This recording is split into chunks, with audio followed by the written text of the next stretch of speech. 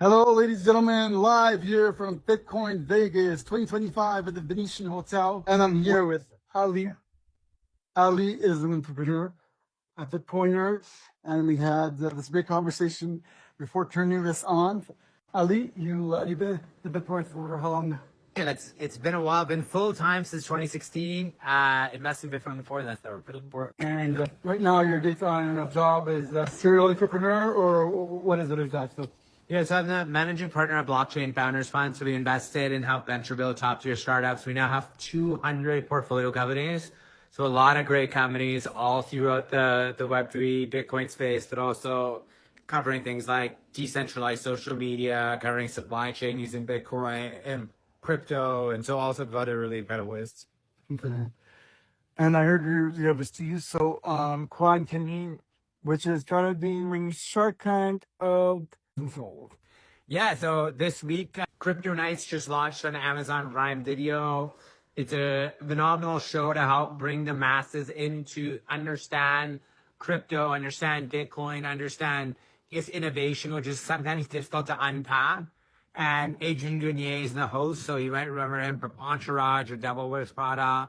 And then we got Kim from Bling Empire. We got Brock Pierce in the show as well. So a lot of great people across the industry and outside the industry as part of the show. And this is started It just launched this week on Amazon Prime Video.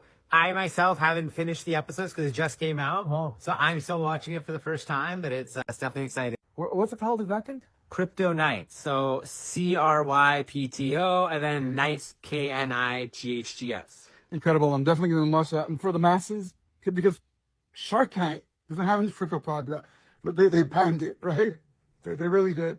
So it's going to be really interesting. There's a whole lot of ideas happening in crypto. So congratulations on that. Thank you. You're producing it? I'm not producing it. I was just in the show as a night. But they've got an Emmy-nominated producer, an Emmy-nominated director. They've got a phenomenal cast, world class. I remember first day I got to the set, I was speaking with one of the executives. And he's like, I just finished filming a movie with Leonardo DiCaprio. So we had a pretty incredible cast there. Just before we got the camera turned on, we were talking about where you live. You live in Singapore. And you were talking about the governance of Singapore, which I'm really curious about because I only hear echoes of Singapore. But you also live in China. How are you liking Singapore as like a citizen? I mean, I'm a PR, permanent resident in Singapore, about 10 years almost now in Singapore. And it's a phenomenal place. I mean, the speed of innovation, the growth has just been incredible. And the forward thinkingness of the government has also been very impressive, being at the forefront of, innovation, regulation, how to bring incredible talent there. So it's been a pretty incredible place to live. Should we be taking notes for North America or like all really across the world? 100%. I think one of the things that Singapore probably does better than anywhere that I've seen is they literally try to figure out how to be the best in the world and look at all the best practices. And when I think about governments, whether you're in the United States, Canada, the UK, like one of the things you should be doing is figuring out who's doing something better and then how do you copy it, right? It's the same way from like a startup perspective. You don't want to reinvent the wheel and everything. Go figure out who's done something incredible, copy those parts, and then, add innovation, the parts you may need to add innovation. But a lot of things people have done better and don't reinvent the wheel. Doesn't sound like they're a government. It sounds like something. Yeah, no, I mean, I would say like it's almost like a startup nation, right? I mean, in one generation, you went from among the world's poorest countries where a lot was swampland to people living in skyscrapers and being among the top 2-3 richest countries in the world. What would you attribute that success to? I think in most places, I wouldn't attribute a lot of success to a phenomenally sound government, but actually in Singapore, I think there's been a massive part that the government's actually played. I'm a big believer in free markets, and market delivering a lot of that value. And I think free market can only do that if the environment is set up to allow for that. And Singapore's done an incredible job with just creating a very easy level playing field that's very easy to do business. Some of the best court systems in the world, like all these things that you need as part of that foundational infrastructure to fuel success is all being set up effectively in one generation. It seems like they're not burdened by the regulations of older nations. I mean, I guess you bag it. It's just badges. That's incredible.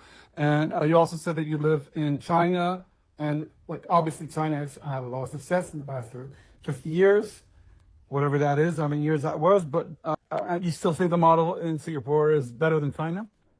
And I think it's a different game in the sense that Singapore is obviously a lot smaller, but I mean Singapore is extremely innovative, extremely on the ball.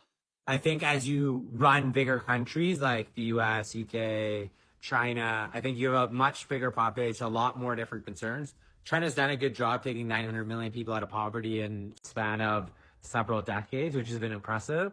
I think living in China, I did one of my masters at Tsinghua University, which is one of the top institutions there.